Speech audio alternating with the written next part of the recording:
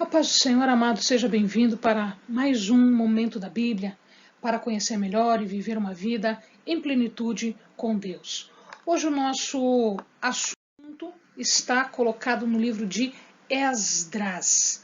Nós já estamos terminando os livros históricos, está faltando bem pouquinho para a gente fechar os livros históricos, e Esdras vai nos contar com o que aconteceu quando o povo já estava no exílio.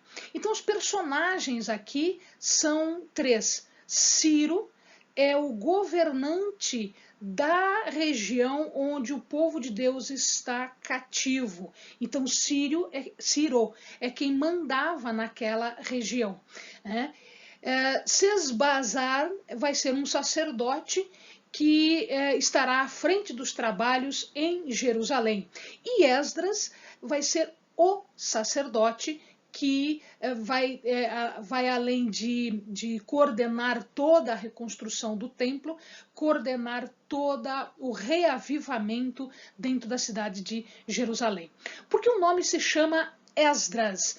Porque ele é um sacerdote que vai liderar o povo de Deus no retorno do cativeiro. Então Deus, tocado pela tristeza do povo, ele admite o seu retorno e ele determina que Ciro faça um decreto podendo restaurar o povo em Jerusalém. Então, esse Esdras é o nome desse sacerdote.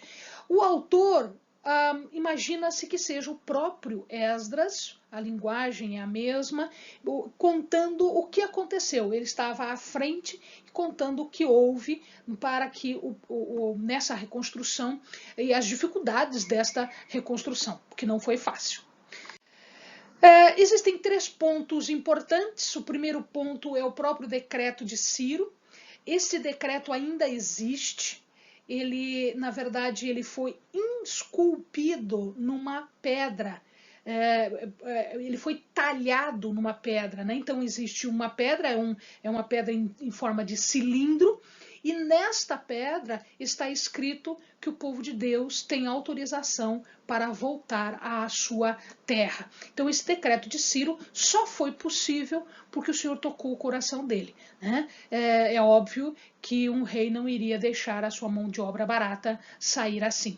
Então ele foi tocado por Deus e determinou-se que ele fizesse isso, e ele fez, tá? Então o Senhor também determina no coração de quem não é o seu servo, porque é a ele que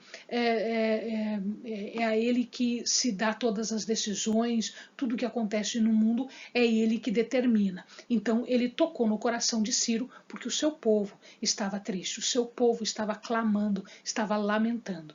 Então ele fez isso pelo povo. O que acontece aqui é toda uma reconstrução. O caminho foi longo, o caminho foi penoso, haviam conflitos.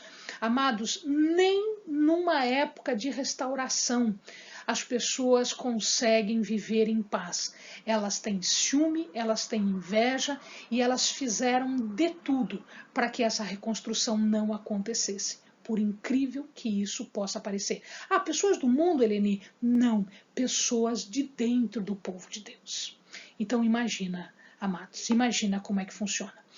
E aí conta-se a história da volta do povo. Ou seja, não interessa o que as pessoas querem, não interessa o que o mundo quer, interessa o que Deus determina. E Deus determinou a volta do povo à Terra Santa. Tá? Então é isso aqui que nós vamos ter. Aqui eu fiz um esqueminha, amados, para nós entendermos melhor todo esse tempo, né? Eu tenho aqui vários nomes que vão aparecer na Bíblia.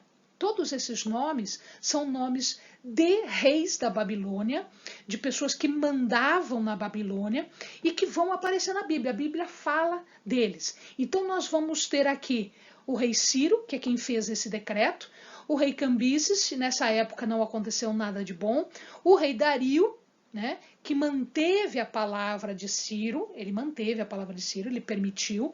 Depois nós temos o rei Xerxes, tá? E aqui Esther, tudo que acontece em Esther está aqui, ó, nesse período aqui de Xerxes. Então, quando você for estudar o livro de Esther, ele está nesse período aqui, é o rei Xerxes. Mas, Helenila, a Bíblia não fala rei Xerxes, não, ele fala Assuero. Assuero é o outro nome, ele é conhecido como Xerxes ou Assuero, tá? E um outro rei, o rei Artaxerxes. Então, todos esses reis, depois de Ciro, então Ciro foi tocado para permitir a volta. Todos esses reis, Cambises, Dario, Xerxes, ou Assuero, e Artaxerxes, permitiram isso. Então, efetivamente, tá, depois de 460, nós já temos todo o povo, todo o povo nessa época em que Artaxerxes era rei da Babilônia, todo o povo já estava em Jerusalém, a lei já havia sido restaurada, o culto já havia sido restaurado, o templo, tudo já havia sido restaurado. O projeto, na verdade, começou em 538, no começo do reinado de Ciro. Ciro começa em 436, se não me engano.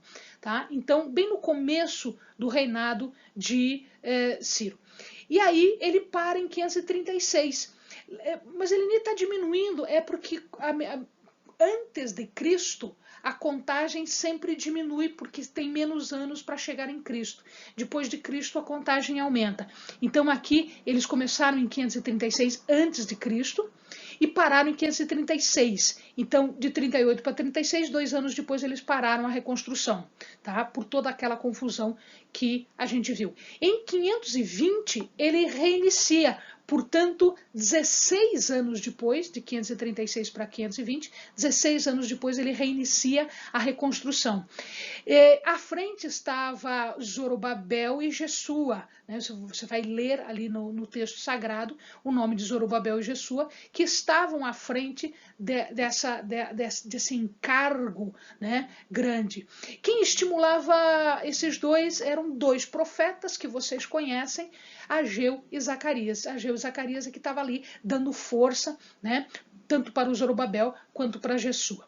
O templo foi construído 5 anos depois, ele foi completado, perdão, ele já estava construído, ele foi completado, a restauração dele, em 515. Portanto, nós já estamos no reinado de Dario. Esdras só obtém autorização para voltar a Jerusalém em 460, já no reinado de Artaxerxes.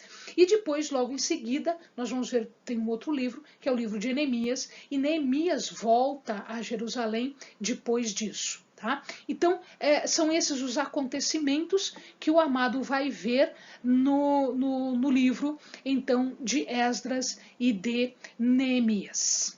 Amém, meu querido? Bons estudos!